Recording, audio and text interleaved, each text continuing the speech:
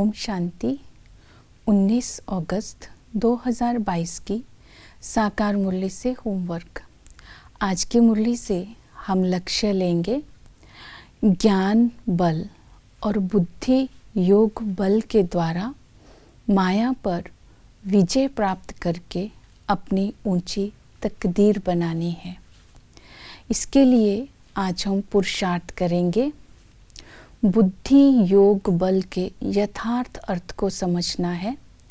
बुद्धि योग का अर्थ है हम जब चाहें, जिस समय चाहें, जैसी भी परिस्थिति में बुद्धि के द्वारा बाबा से मिलन मना सके, उसे बुद्धि योग कहेंगे।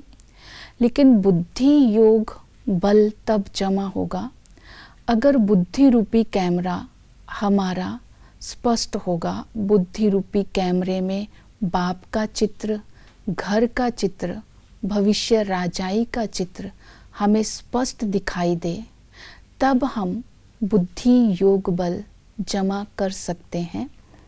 इसके लिए योग कैसे करना है? योग के लिए बाबा ने विधि बताई।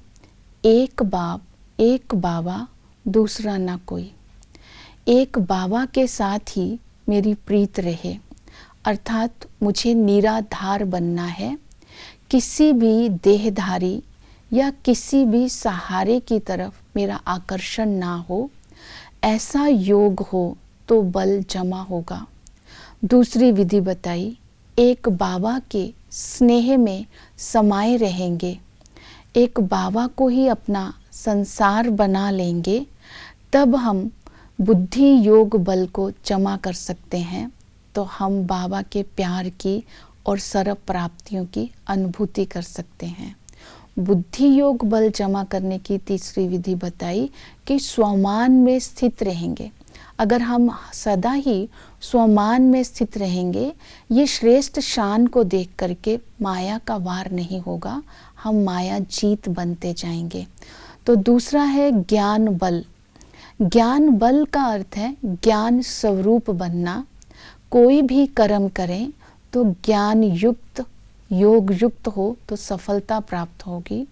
कभी भी किसी से बात करें तो ज्ञान युक्त बोल हो, तो इसको बोलेंगे ज्ञान युक्त बोल और ज्ञान युक्त कर्म। तो ज्ञान का बल जमा होगा, ज्ञान का बल जमा होगा, बुद्धि का योग होगा, तभी हमारी बाबा के साथ अव्यभिचारी याद रह सकती है, जिस याद के द्वारा हम अपने विकर्मों को भस्म करके माया जीत बन करके अपनी तकदीर को ऊंच बना सकते हैं। तो हमारी मन और बुद्धि कभी भी खाली ना हो। तो इसके लिए आज की मुरली से हम मनन चिंतन के लिए पॉइंट लेंगे कि जो भी बाबा ने शिक्षाएं दी हैं, जो प्राप्तियां बताई हैं, उसका सारा दिन मनन करते रहेंगे। क्योंकि बुद्धि योग बल और ज्ञान योग बल होगा तब ही तो बाबा ने कहा तुम्हें भविष्य राजाई की 21 जन्म की सुख की बादशाही मिलेगी।